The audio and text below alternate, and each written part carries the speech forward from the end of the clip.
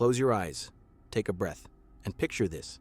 An army, one of the largest on Earth, brought to its knees, not by missiles alone, not by tanks, not by a crushing offensive, but by water. Cold, rising, uncontrollable water. Tonight, we dive into one of the most shocking collapses of the entire Russia-Ukraine war. A disaster so severe, so humiliating, so strategically revealing that even inside Moscow, generals whisper about it behind closed doors. This is the flood trap. Thousands of Russian soldiers stranded, thousands starving, thousands freezing, hundreds dying each night, cut off, abandoned, forgotten, and the world is finally learning the truth. Let's begin. The disaster didn't start with explosions, it began with rain, heavy rain, relentless rain. Rain that hit the Dnipro Delta day after day, soaking every inch of the marshland, saturating the soil, loosening the riverbanks until the entire region became a breathing, shifting swamp. Russian commanders brushed it off. They said it was normal seasonal swelling. They had seen rain before. They had survived mud before. They had dealt with the river before. But this time, the river had help.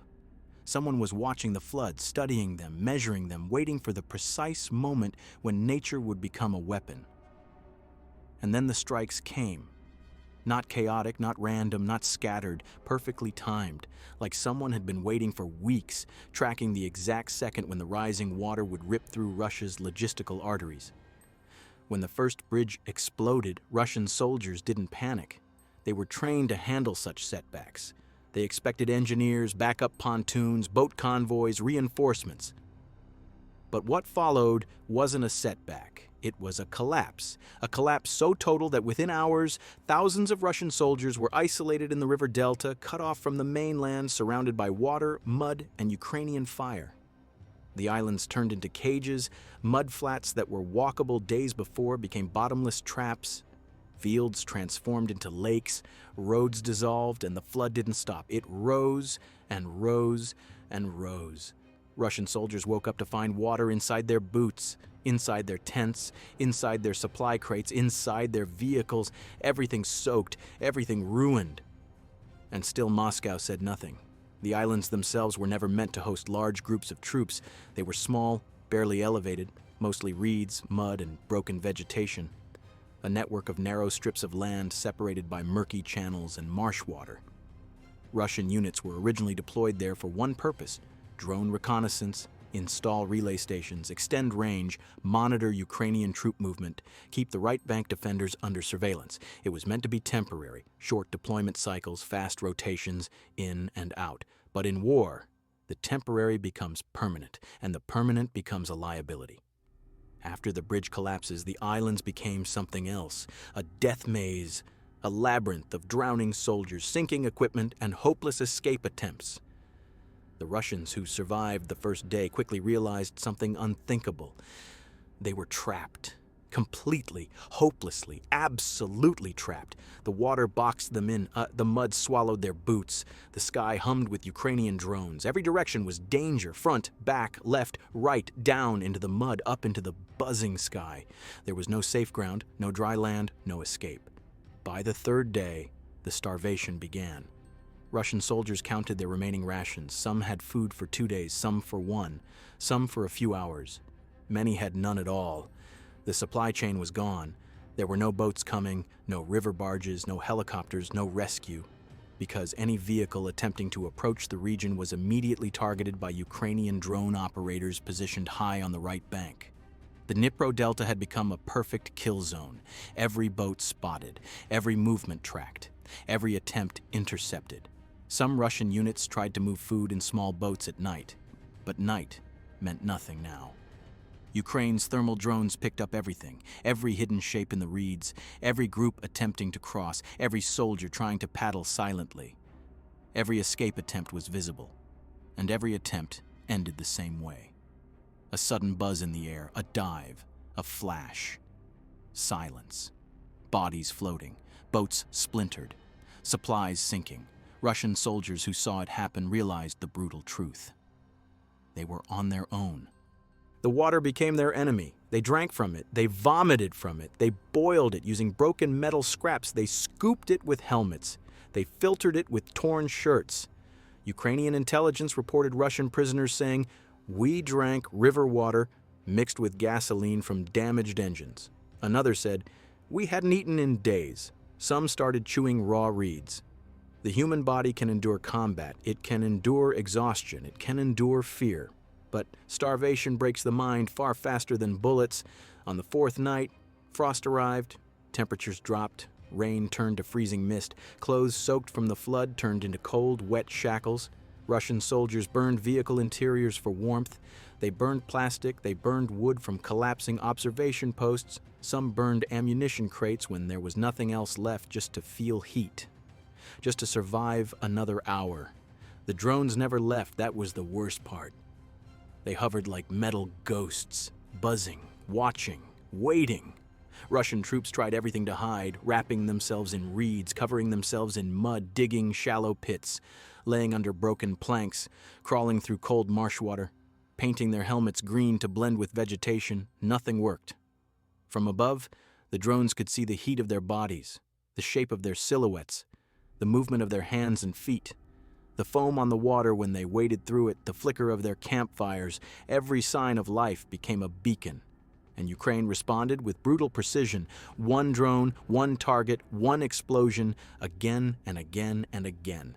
Russian units tried more desperate strategies. Some attempted to escape in tiny boats bought with their own money. Some stole inflatable rafts from supply depots. Some built rafts from tree branches tied with belts and shoelaces. None survived.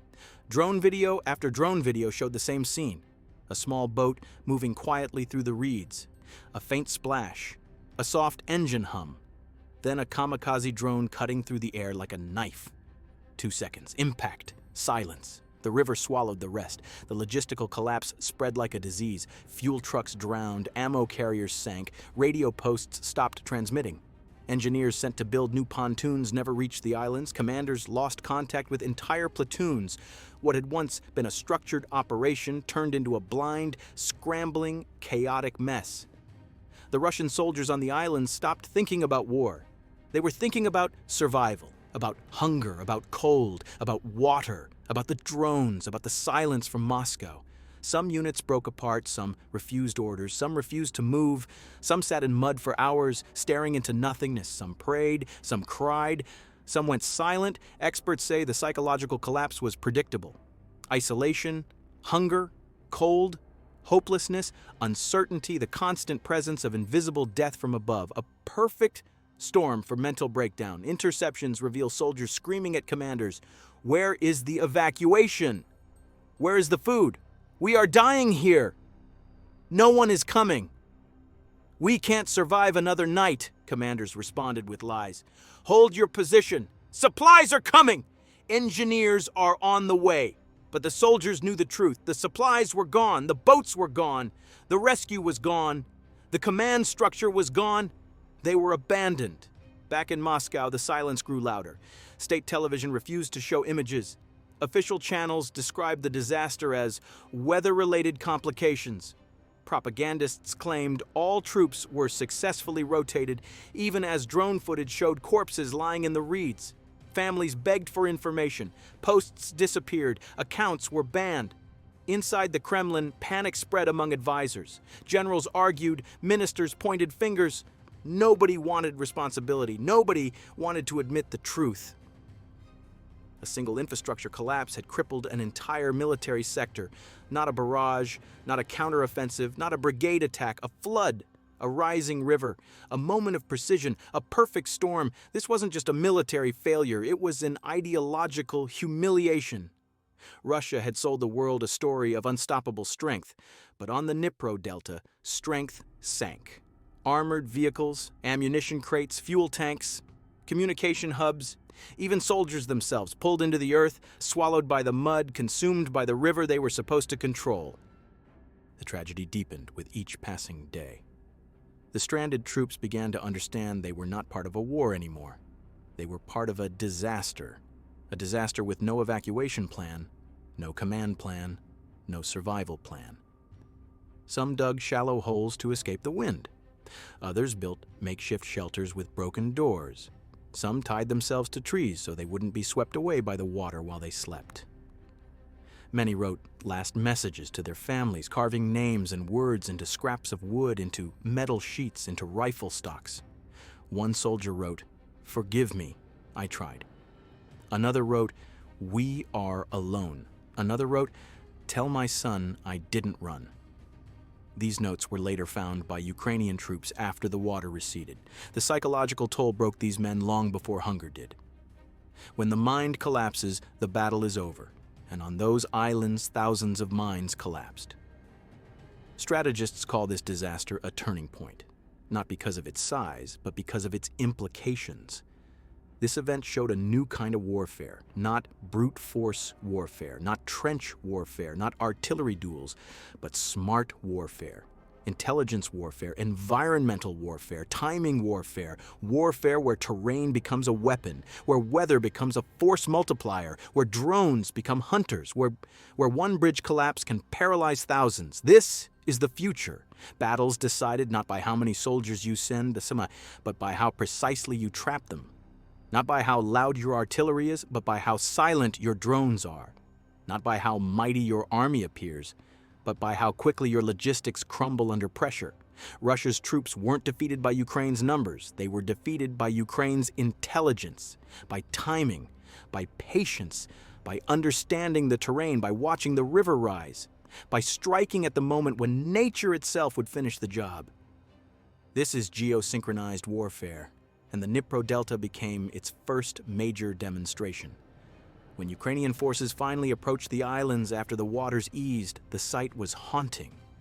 Abandoned rifles, burned tents, half-eaten rations, boot prints leading into the water and ending abruptly, shattered boats, helmets floating in reeds, bodies intertwined with branches, personal items scattered everywhere, a photograph of a family, a child's drawing folded in a pocket, dog tags half buried in silt, a letter soaked by the flood. Nothing on these islands spoke of organized war. Everything spoke of desperation, collapse, abandonment, human suffering. The world saw what Russia tried to hide, a segment of its army, once proud and disciplined, reduced to starving survivors clinging to the last hours of life. This wasn't a battle. This was an implosion, a slow-motion death of an entire military formation. And the Kremlin had no explanation for it. The flood trap will be studied for decades. It will be remembered not just for the tactical brilliance of Ukraine's planning, not just for the weakness it exposed inside Russia's army, but for the raw human tragedy. Men dying not in heroic charges, but in silence, in mud, in cold, in hunger, with drones circling above them and no command willing to save them. It will be remembered as the moment Russia's myth of invincibility cracked. When the river became a judge, when nature turned against the invader, when timing became the deadliest weapon on the battlefield. This was more than a disaster. This was a message. Even the strongest army collapses when its roots are weak. Even the loudest propaganda cannot silence water rising under your feet. Even the most disciplined soldier breaks when he realizes he has been forgotten. And in the Dnipro Delta, forgotten thousands waited, cold, hungry, terrified, alone, and abandoned. As their vehicles sank, as their supplies rotted, as their radios died, as their hope dissolved. And as the world watched, the floodwaters erased the illusion of Russian control. This was the flood trap. And this is only the beginning.